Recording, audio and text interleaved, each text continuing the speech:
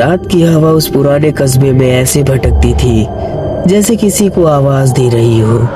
यह आवाज सर्द और बेचैन थी, जो टूटते हुए दरवाजे और खिड़कियों से गुजरकर शुभ के अकेलेपन से टकराती थी। शुभ उसी हवा में खोया नदी के किनारे एक पुराने चबूतरे पर बैठा रहता था। उसके मन में सिर्फ एक ही छवि थी, मोनिका की।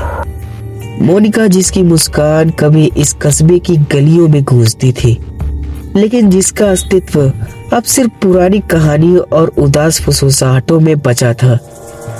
शुभ को हमेशा लगता था कि मोनिका उससे कुछ कहना चाहती है।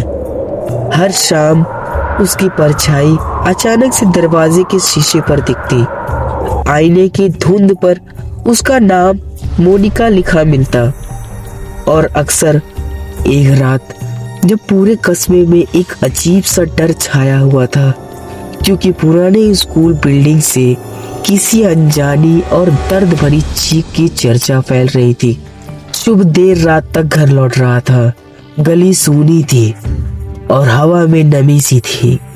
तभी एक ठंडी बर्फीली उंगली ने उसके कंधे को छुआ, जैसे किसी ने उसे रोकने का आदेश दिया हो। शुभ की सांसें गले में अटक गई। उसने धीरे से पीछे मुड़ा। दिल तेजी से धड़क रहा था और हवा में धुंध सी आकृति खड़ी थी, मोनिका। उसकी आंखें चुपचाप थी, किसी अनगह अनसहनीय दर्द में डूबी हुई। उसकी उपस्थिति में एक भारीपन था, लेकिन छूने पर वह सिर्फ हवा थी। शुभ ने डर को किनारे रख के उससे पूछना चाहा, लेकिन इससे पहले कि वह कुछ शब्द बोल पाता, एक आवाज उसके मन में भीतर गूंज जाती है, जैसे किसी ने शांत विचारों के तालाब में पत्थर फेंक दिया हो। शुभ, मैं वहां नहीं आई। मेरा सच, मेरा इंसाफ उस बिल्डिंग के अंदर छिपा हुआ है। शुभ जैसे किसी अनजाने दरवाजे के भीतर गिरता चला गया।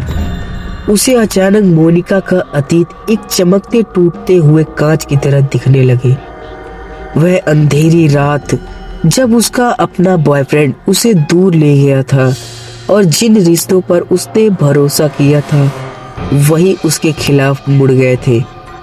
शुभ की सांस भारी हो गई और उन पलों को आंखों से देख नहीं पाया, लेकिन उस बेआवाज चीख ने उसकी आत्मा को झकझोर कर रख दिया।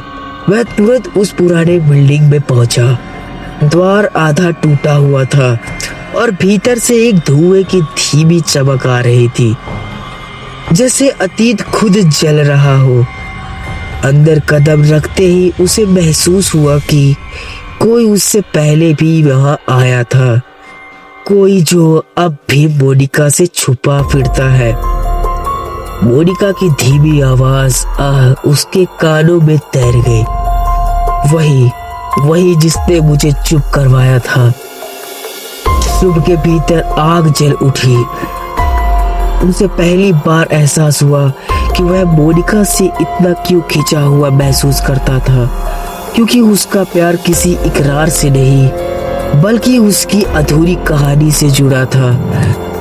उसने अंधेरी गलियारों में अपना कदम बढ़ाया। जैसे जैसे वह आगे बढ़ रहा था, दीवारें मोनिका की दर्द की परछाई बनकर झिलमिलाने लगी और फिर वह दिखाई दिया, मोनिका का पुराना बॉयफ्रेंड।